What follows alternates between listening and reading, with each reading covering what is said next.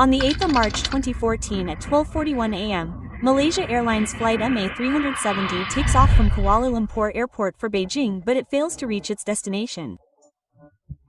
Shortly after taking off in the sky, this plane suddenly disappears from the radar. Experts from all over the world gather to find it. But even after searching every corner of the world, there is no trace of the plane or any person sitting in it. Some said that aliens were behind the disappearance of this plane, while some gave the theory that the pilot crashed the plane into the sea, while some called it a conspiracy of hijackers. But even after more than 10 years have passed, it still remains a mystery as to where this plane went and what happened to the passengers and crew members on board. If seen, it was a regular flight of about 6 hours from Kuala Lumpur International Airport of Malaysia to Beijing Capital International Airport of China. Like every day, on the 8th of March 2014, Malaysia Airlines Flight MH370 takes off at 12:41 in the night. It was a Boeing 777 plane which was commanded by Captain Zahiri Ahmad Shah and co-pilot Farik Abdul Hamid. And there were 10 crew members and 227 passengers in this plane. Most of the passengers and crew members belonged to China and Malaysia. Within a few minutes of takeoff, the plane reaches a height of 35,000 feet in the sky and starts flying over the South China Sea in the direction of Vietnam. The plane's transformer was continuously sending its current GPS location to the radar of the Malaysian Air Traffic Control Tower until now everything was happening as per the daily routine. At 1:19 in the night, i.e. after flying in the air till 38, Flight MH370 was about to leave the Malaysian airspace and enter the airspace of Vietnam. Now after this, the plane had to remain in contact with Ho Chi Minh Control Tower of Vietnam instead of Malaysia. That is why the air traffic control of Kuala Lumpur communicates with Captain Zahari Ahmad Shah and says, Malaysian 37 contact. This was a part of a daily routine and everything was fine till this point of time. In this message recorded in Malaysian ATC, there was no sign of any kind of tension in the voice level of the captain. But everything that is normal till now suddenly turns into abnormal. In a short while, something happens which probably no one had ever thought of. No one knew that this good night message of Captain Zahari was going to be the last message received from MH370. Exactly 2 minutes after the last message, that is, at 1:21 in the night, Flight MH370 suddenly disappears from the radar of both Malaysia and Vietnam. Kuala Lumpur ATC ignores this, thinking that the plane must have left Malaysia's airspace and reached Vietnam's air jurisdiction. Therefore, the plane is not on their radar, but the problem arose when the plane completely disappeared from Ho Chi Minh's radar as well. Seeing this, the control tower there realized something was wrong and their team started trying to contact the plane. But the plane's transformer was switched off and there was no response from the pilot either. After repeated attempts, when there was no response from MH370, the Ho Chi Minh Tower informs Kuala Lumpur ATC that the plane is not on their radar and has suddenly disappeared somewhere in the air. Usually in such emergency situations, the rescue team has to be informed within 1 hour. But showing negligence, Kuala Lumpur ATC took a full 4 hours to give this information to the Aeronautical Rescue Coordination Center. It was 6:30 in the morning and this was the time when Flight MH370 was to land at Beijing Airport. Everyone was hoping that maybe some miracle would happen and the plane would land safely on Beijing's land. But this does not happen, leave alone the plane, even its shadow does not reach there. When the plane did not land at Beijing Airport on time, a search operation was immediately started at the place from where the plane had disappeared. This is a multinational search effort in which 34 ships and 28 aircrafts of 7 countries start looking for MH370 in the area of South China Sea and Gulf of Thailand. But the surprising thing was that even after a lot of searching, no trace of the plane could be found. During this time the whole world had come to know about this accident. TV channels, news websites and social media were filled with news of MH370. Now has been at here since the Malaysian Airlines Flight MH370 disappeared. The flight had 239 passengers on board. Malaysia Airlines flight with 239 people on board including 4 Americans has gone missing. Airlines Flight MH370 disappeared with 239 people on board. The sudden disappearance of the plane like this leaves everyone surprised. While people were making different theories about the disappearance of this plane, experts are busy finding the plane. Till now, the plane was being searched between Malaysia and Vietnam. But on the fourth day of the search operation on the 12th of March 2014, such information came to light which shook the search team. It is revealed that on the 8th of March at 1:21, flight MH370 disappeared from the civilian radar of Guwahati, Lumpur and Hokkien, but it kept showing on the powerful radar of Malaysian military for the next 1 hour. According to the readings of the military radar, after disappearing from the civilian radar, the plane took a right turn for a few minutes and then suddenly took a 180 degrees turn to the left and started flying back in the direction of Malaysia. After half an hour, the plane crossed Malaysia's Penang Island and then it turned towards Malacca Street. The plane remained in the range of the military radar till 2:22 and then it completely disappeared from the military radar as well. The last time the military radar spotted the plane was over the Andaman Sea. That is, the plane disappeared in the direction exactly opposite to the South China Sea where the search operation was going on. This news blew the senses of the experts. Everyone was worried about the question that why did the plane turn in the opposite direction of Beijing and why did the plane keep moving towards the Andaman Sea instead of coming back towards Malaysia and landing there, and then where did the plane disappear from there? The search operation which was going on in South China Sea and Gulf of Thailand till now was started in Andaman Sea. But even after a lot of efforts, the plane could not be traced at this place. After a few days, experts got another clue which changed the whole situation. It was revealed that a few minutes after disappearing first from civilian radar and then from military radar, MH370 started sending login requests to a satellite. The plane tried to contact a satellite named INSAT located 35,000 kilometers away in geostationary orbit above the Indian Ocean every 1 hour. Actually, modern planes have SATCOM, i.e. satellite communication system, through which the plane keeps getting consistent and reliable connectivity. Especially in remote areas and oceans where ground-based communication infrastructure is not available. The plane maintains connectivity by pinging the satellites every few minutes so that the ground-based control gets routine updates. If the plane loses connection with the ground radar and radio system, even in that case the plane tries to connect to the satellite, or if the aircraft faces any technical issue, it can reboot and establish connection with SATCOM. In such a region, Flight MH370 tried to contact these Marsat satellites several times. But apart from contacting, the plane neither shared its location nor any data with the satellite. The investigators could not find the exact location of the plane from the lock-in data received from the satellite.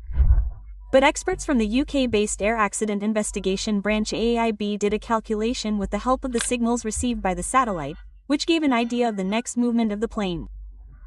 It was revealed that after disappearing from the military radar, the plane took another turn and for the next 6 hours, the plane kept flying in the same direction over the Indian Ocean. At 8:19 in the morning, the plane tried to contact these Marsat satellites for the last time. That is, when the plane was being searched in the South China Sea for the first time, the plane was flying in the sky.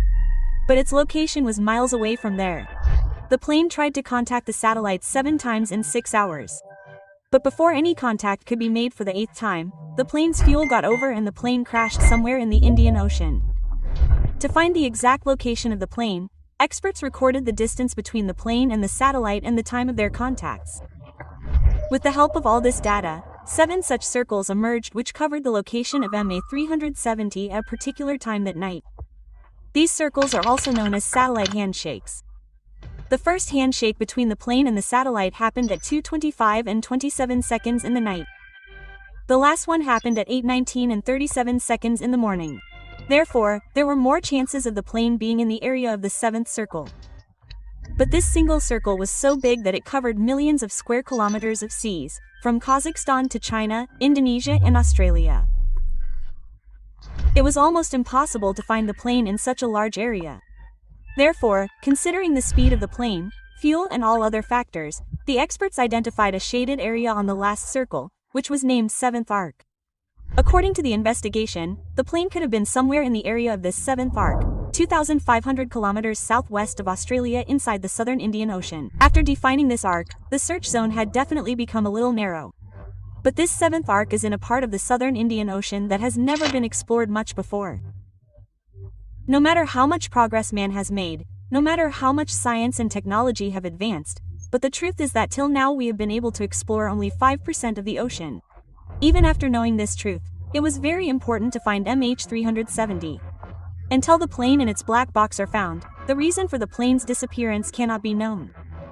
Therefore, despite the challenges of poor weather and dangerous location, the world's largest and most expensive search operation was started in the 7th Arc, which covers millions of square kilometers of sea area.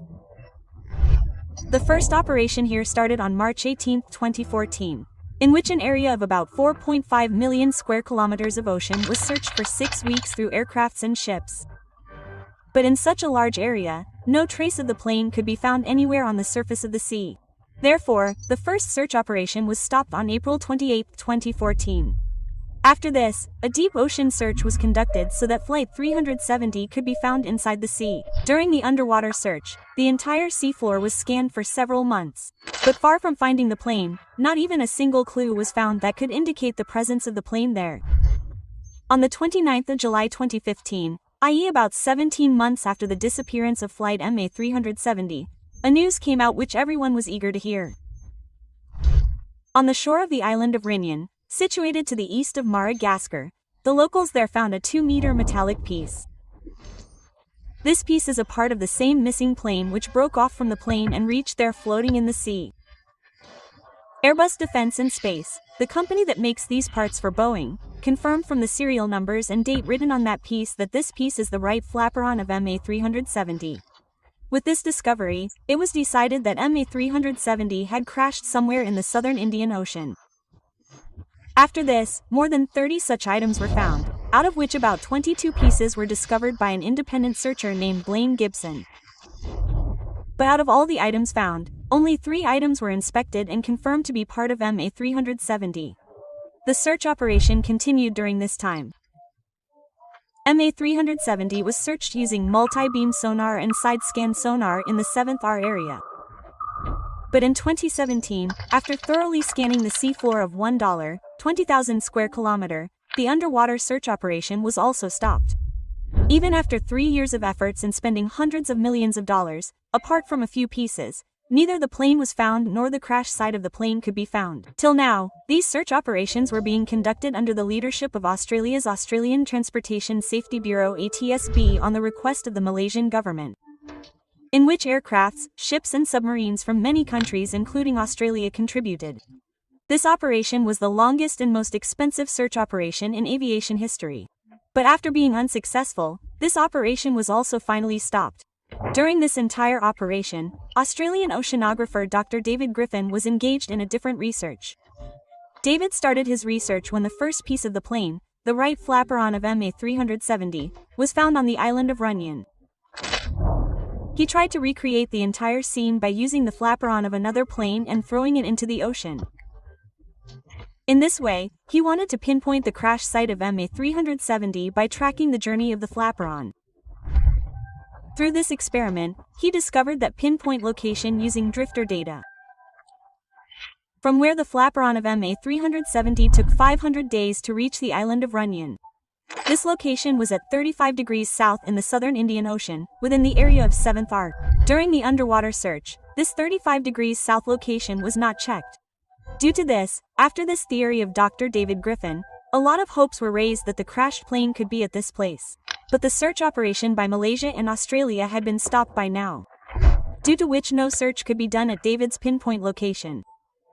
But a year later in 2018, an American marine robotics company named Ocean Infinity came forward, which took the challenge of finding MH370 and signed a contract with the Malaysian government. According to this contract, if Ocean Infinity finds the plane within 90 days, then the Malaysian government would pay them a fee of up to 70 million. But if Ocean Infinity fails to find the plane, then it was decided not to pay any fee. Earlier, the search operation of the Australian ATSB had failed. Despite this, taking full risk, Ocean Infinity started its search operation. They had very advanced underwater surveillance vehicles, with the help of which they started mapping the ocean floor thoroughly. This time the area of 35 degrees south in the 7th Arc, mentioned by oceanographer Dr. David Griffin, was also checked. While searching the ocean floor of 111,000 square kilometers, Ocean Infinity found everything from big rocks to volcanoes inside the ocean through its advanced instruments. But if there was anything that was not found, it was MH370. After 5 months of hard work, this operation of Ocean Infinity also failed and was closed. On one hand, where many search operations were failing one after the other in finding MH370, while in the midst of all this, new theories were being made on social media about this plane. To clear all the confusion, Malaysian police started a separate investigation of their own, in which the background of every person present in MH370 was checked. In the police investigation, 2 passengers were first suspected. These 2 passengers named Surya Noor Muhammad Medad and Dilaur Syed Muhammad Raza had used stolen passports to travel by plane. As soon as the flight was declared missing, it was being speculated that this plane had been hijacked by some terrorist organization. In such a situation, the news of these 2 passengers turned the suspicion of hijacking into belief. But on investigation, the investigation team came to know that those 2 passengers were not terrorists, but they only wanted to settle in Europe using stolen passports. After these 2 passengers were proved innocent, the needle of suspicion turned towards the captain of the plane, Zahiri Ahmed Shah. People gave the theory that Captain Zahiri was suicidal and his mental balance was not good. So he intentionally disabled the communication of the plane and crashed it into the sea. The suspicion on Captain Zahiri became stronger when the investigation team found a flight simulator from his house. The path drawn on it matched the path of MH370 to a great extent. After this news came out, people started thinking that the captain must have hijacked this plane. But Malaysian Airlines officials completely denied this, calling it a mere rumor. According to Malaysian Airlines, 53-year-old Captain Zahiri Ahmad Shah was a very respected individual and experienced pilot. He had spent 18,000 hours of his life flying flights. He was living happily with his wife and 3 children. While checking his background, the police did not find anything that could hold him guilty. Apart from this, a third theory emerges behind the plane going astray and then disappearing. It is believed that when the plane was entering Vietnam's airspace, the pilot noticed some technical malfunction in the plane. Due to a serious issue, the pilot decided to land the plane in Malaysia instead of Beijing. So, after taking a 180 degrees left turn from there, the plane started flying back towards Malaysia. But before the plane could land at any airport in Malaysia, there was an electrical fire in the plane and the plane's transformer stopped working. Due to the fire, there was a lack of oxygen inside the plane and the crew and the pilot, including the passengers, all fell unconscious. Because of this, the pilot and his crew were not aware of how and where the plane was going. After the plane went out of their control, it started running on autopilot and kept flying until the fuel ran out. After the fuel ran out, the plane crashed into the Indian Ocean. While this theory gets acceptance to some extent, according to some theories, the MH370 did not crash at all. With the passage of time, new theories kept being made about the disappearance of MH370. Many search operations were conducted but no trace of the plane could be found. However, in 2022, a British retired aerospace engineer Richard Godfrey claimed that he has found the exact location of the plane through data analysis of Weak Signal Propagation Report IEWSPR. The surprising thing is that the location told by Richard is also present in the same 7th arc area of the Indian Ocean, where search operations have been carried out for years. But here Richard believes that if the pinpoint location mentioned by him is searched 4,000 meters below the sea, then the wreckage of the plane can be found. But the Malaysian authorities did not consider Richard's analysis and did not consider it necessary to start any search operation again. In this way, even after 10 years have passed, it has not been known exactly what happened to MH370 on the night of the 8th of March 2014. The mystery of the disappearance of MH370 has not been solved till date by experts from all over the world in advanced technology. Amidst hundreds of theories, misguided statements of the media and years of investigations, the most troubled and saddened were the families of the victims. This was the first time when 239 people were declared dead on the basis of assumption without any evidence. What exactly happened in MH370 after it left Kuala Lumpur and flew in the right direction for about 40 minutes? Its real truth vanished along with that flight and those 239 people on board.